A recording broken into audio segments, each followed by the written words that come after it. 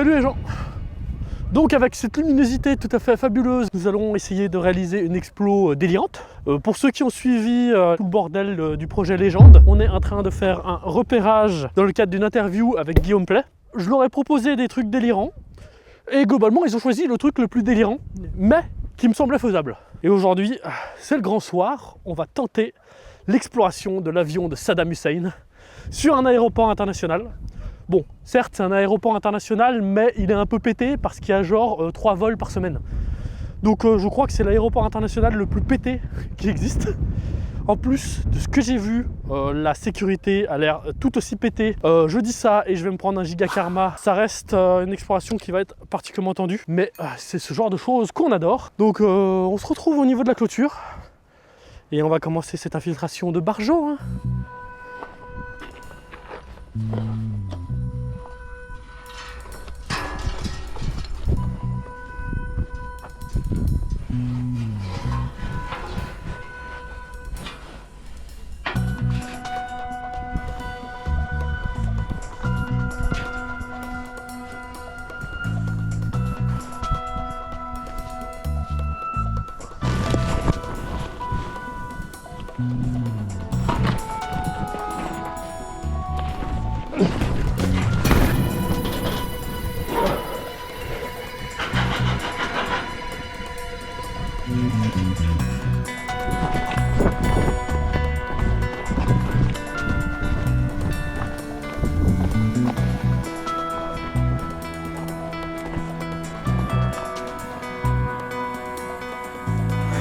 Bon les gens, première étape réussie, je suis dans l'enceinte de l'aéroport. Les petites loupiottes rouges que vous pouvez voir au loin là-bas, c'est les pistes. Ça a l'air plutôt calme. De toute façon, même s'il fait très clair, les gars ils sont dans une zone éclairée. Normalement tu vois pas grand chose, ça m'inquiète pas trop. En plus des caméras, quand j'ai fait mes repérages, j'en ai pas vu. C'est pas parce que j'en ai pas vu qu'il y en a pas. Il suffit d'une caméra thermique qui balaye depuis la tour de contrôle et je suis mort. Après, dans la tour de contrôle, il n'y a personne. Je pense qu'il y a forcément quelques gardes. Et si c'est comme pour l'avion de Kadhafi, ils font une ronde le soir au coucher du soleil et ils en font plus jusqu'au lendemain parce qu'il n'y a pas d'avion qui est censé atterrir. On va partir du principe que tout va bien et on va se rapprocher de ce petit avion qui est là-bas. Bon, on a bien avancé. Nous avons les deux avions qui sont devant nous. Donc là, nous avons le petit 747 normal et là, nous avons le 747 de Saddam. Tout semble très calme, voire même peut-être un peu trop. Après, on est sur un aéroport paumé dans le désert avec 3 vols par semaine. Ça m'étonne pas du tout que ça soit très très calme. L'approche est relativement longue, mine de rien. Surtout qu'en fait, je suis sous le vent. Donc mes effluves, elles vont vers là-bas. S'ils ont des chiens, ils vont sentir mon effluve en fait. Mais bon, j'ai pas l'impression qu'ils en ont. Donc Inch'Allah, ça va bien se passer. Allez, l'avion de Saddam nous attend. Regardez-moi comme il est beau. Bon les gens. Je suis arrivé au niveau des avions comme vous pouvez le voir. Pour ceux qui n'ont jamais vu un 747 en vrai, je vais vous mettre les dimensions de l'avion là. Maintenant que vous avez cette information, vous la prenez, vous la foutez au cul, parce qu'en fait, tant que vous n'avez jamais vu un vrai Boeing 747, vous ne pouvez pas vous rendre compte à quel point c'est énorme comme avion. Même moi, qui en a vu pas mal des avions, c'est la première fois que je vois un 747, et franchement, je suis choqué. C'est immense. En fait, vous vous rendez pas compte, c'est un immeuble le bordel. Là-haut, ça fait déjà 10 mètres de haut, et en haut de la dérive, tout là-haut, je crois que ça fait quasiment 20 mètres. Les soutes à bagages sont à 4 mètres de haut. Vraiment, c'est colossal comme avion. Je m'attendais à un gros truc, mais quand on est au pied, tu te dis « Ah ouais, quand même, quoi ». C'est pas un avion légendaire pour rien. Et déjà, matez-moi la taille des réacteurs. Ils sont immenses. Là, pour vous dire, je suis à 10 mètres du réacteur. Hein. Mais matez-moi ça. C'est énormissime. J'espère vraiment que les images comme ça, un peu sombres, ne vous dérangent pas trop. Parce que malheureusement, je ne peux pas faire autrement. Comme vous pouvez vous en douter, on est dans un putain d'aéroport en activité. Donc je peux pas me balader avec des gigaprojecteurs. Après, sur mon retour, l'image semble vraiment pas dégueu. Les trains d'atterrissage. Matez-moi ça. Les roues, elles arrivent à mes hanches. J'adore, je vis ma putain de meilleure vie. Si toute l'explo se passe comme ça, je suis trop bien. Et là-bas, je vous présente le 747 de Saddam Hussein. On va essayer de le taper en premier parce que c'est le plus important. Lui, c'est un 747 normal de la compagnie Iraqi Airlines. Et il y a un petit jet privé. J'ai pas d'histoire sur lui parce qu'il n'y a aucun article qui en parle. Donc vraiment chelou. Bon, faut pas que je me branle trop les couilles parce que mine de rien, il faut encore que j'arrive à rentrer dedans. Et j'ai toute une vidéo à faire dedans. Je suis comme un gamin, c'est trop bien. Comment dire? On va dire que j'ai un problème relativement embarrassant. C'est qu'en fait, l'avion de Saddam Hussein n'a pas de soute. Je ne trouve pas les portes. J'ai trouvé les poignées à l'avant et à l'arrière. Impossible de trouver les portes. Normalement, les poignées sont sur les portes. Et là, rien. Ça ouvre des sortes d'évents un peu plus haut. Je ne comprends pas. C'est peut-être parce que c'est un avion présidentiel, un jet privé, du coup il a été modifié. Et le problème, c'est que les portes passagers, elles se situent tout là-haut, au niveau des hublots. Et les hublots, ils sont genre à 6 ou 7 mètres du sol, quoi. Et mon échelle doit faire genre 3,50 m. Génial la vie. Bon, pour le moment, c'est très très calme. Il se passe absolument rien. Littéralement, il se passe rien. Donc c'est très très bien. Je vais essayer de trouver un moyen de monter sur l'aile pour pouvoir essayer d'accéder à une des portes passagers. Mais si c'est pas possible, cette histoire va devenir très très complexe très rapidement. Alors, pour ceux qui se posaient la question, dans les trains d'atterrissage d'un 747, non, il n'est pas possible d'accéder à la cabine. Et pour ma culture générale, non, il n'est pas possible d'accéder au-dessus de l'aile depuis le train d'atterrissage extérieur. Donc, bon, petit cliché de film débunké, on va dire. Ce qui est totalement logique, parce que les trains d'atterrissage ne sont pas pressurisés, et que la cabine si. Et s'il y avait une porte planquée à cet endroit, ce serait quand même extrêmement chelou, parce qu'à aucun moment, tu as la nécessité de venir depuis la cabine dans les trains d'atterrissage, en fait. Donc ouais, c'est totalement logique. À ma plus grande déception, évidemment. Alors les gens, comme vous pouvez le remarquer, je suis un peu sur l'aile du 747, avec son petit copain qui est là-bas. Et par je ne sais quel miracle, j'ai réussi à ouvrir cette putain de porte. Ça a été la porte la plus dure de toute ma vie à ouvrir, alors qu'elle était déverrouillée. En fait, globalement, ça fait depuis 30 ans que cette porte n'a pas dû être ouverte. J'ai galéré comme jamais. J'avais l'impression d'ouvrir un tombeau égyptien, mon gars. Mais quand il n'y a plus de graisse, que le mécanisme est grippé et tout, mais l'angoisse, vraiment, c'était tellement dur, vous imaginez même pas. J'ai pris plus d'une heure à l'ouvrir. Alors que, elle n'est pas verrouillée. Un avion de ligne, ça ne se verrouille pas. Ça n'a pas de clé. Putain. Bon, allez les gens, on va rentrer dedans.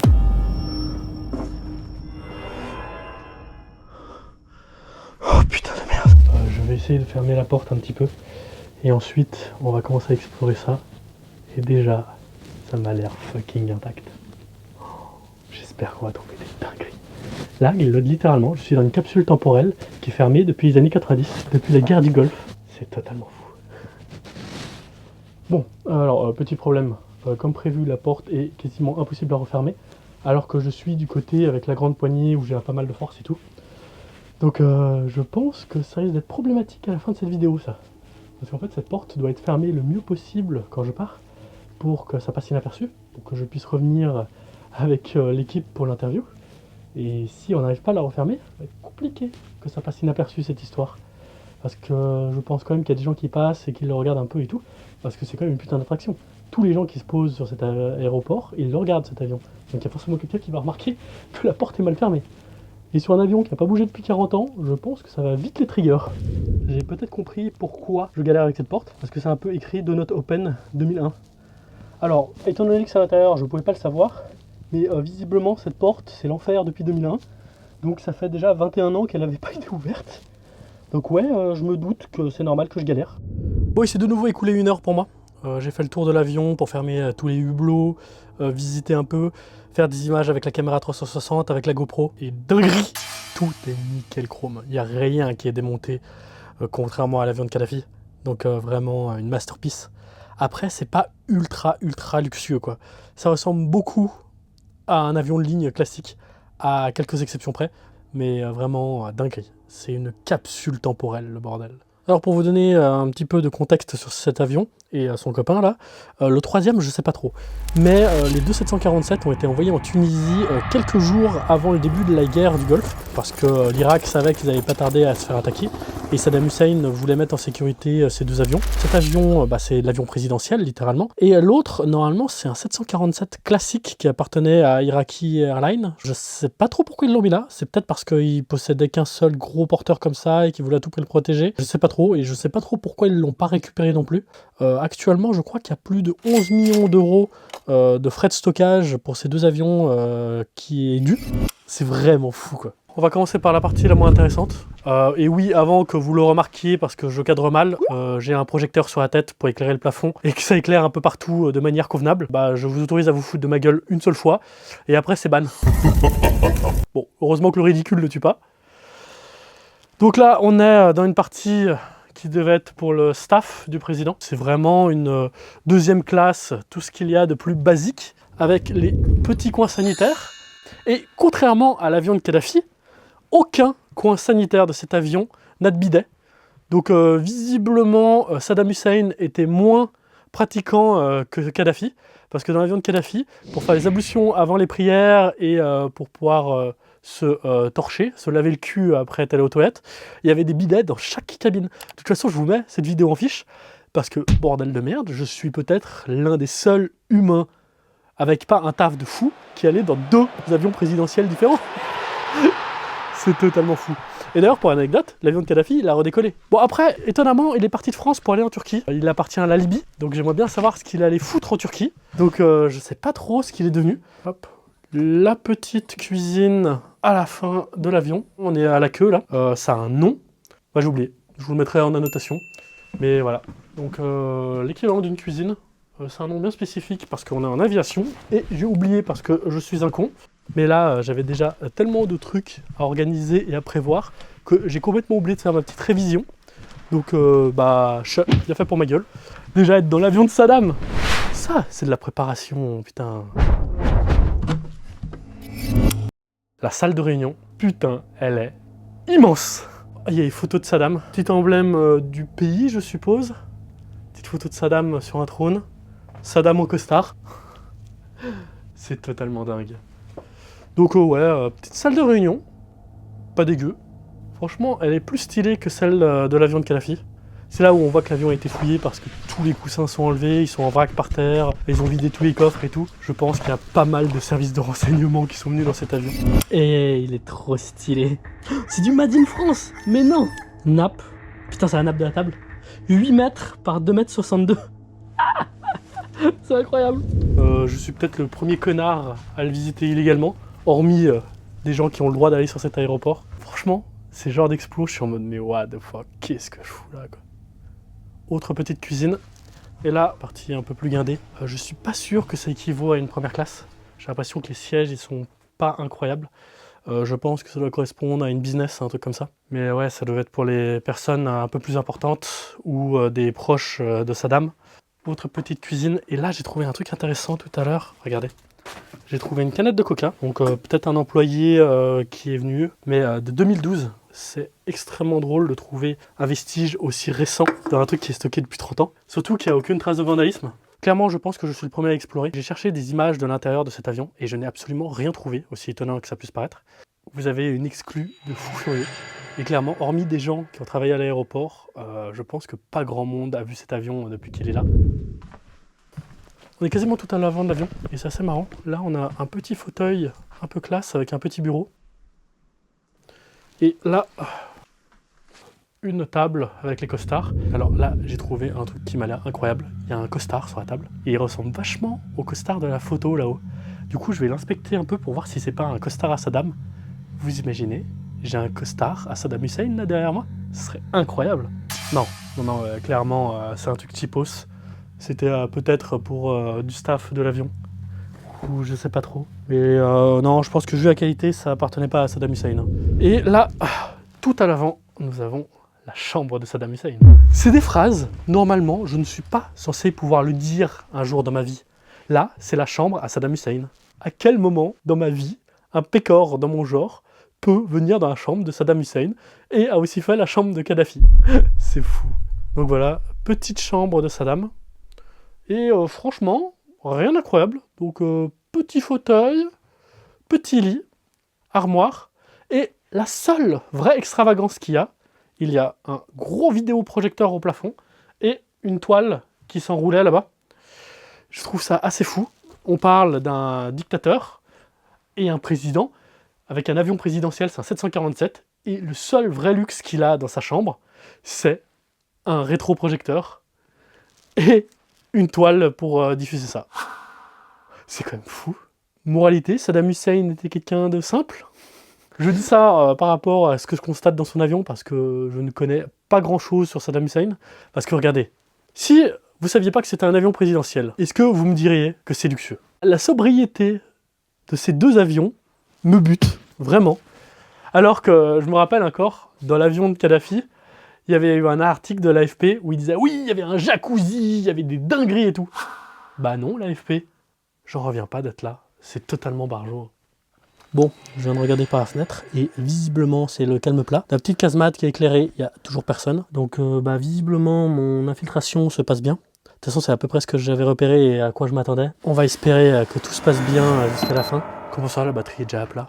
Bon bah on va retourner changer de batterie avant d'aller voir le deuxième étage. Là-bas dessous, je n'ai rien à vous dire. Du coup vous allez voir de magnifiques plans de coupe de la soute à bagages et de la partie avionique. De tout ce qui est calculateur et compagnie. Et il en manque beaucoup d'ailleurs, c'est assez étrange. Je sais pas trop comment ça s'appelle dans un avion, des ordinateurs de bord. De toute façon, vous me corrigerez dans les commentaires, hein, je compte sur vous. En étant agréable et courtois, s'il vous plaît. Et ensuite, on va aller visiter là-haut. Parce que oui, un 747, ça a 2 étages. Hop. En vrai, je viens de me dire, il faut pas trop que je traîne. Le soleil se lève relativement tôt dans ce pays. Mais ouais. Deuxième étage de l'avion, ça ressemble de nouveau à une business ou peut-être à une première. Les sièges ont l'air très très larges pour le coup. Là-bas, de nouveau, une petite cuisine. Tiens, ça c'est marrant, regardez. Il y a un ascenseur pour pouvoir monter chariot de bouffe, tout ça ici. Ouah, la rouille! Ouais, bah c'est pas parce qu'un avion est stocké 30 ans dans le désert qu'il rouille pas. Hein. Allez, on va aller voir le poste de pilotage. Malheureusement, on va pas pouvoir y rester 36 ans parce que, bah en fait, avec la lumière, on voit à travers le pare-brise. Il n'y a rien qui cache les fenêtres et ça peut partir en couille à tout moment. Donc, petit espace. Je sais pas c'est quoi ça. C'est très étrange, avec un filet pour de la marchandise.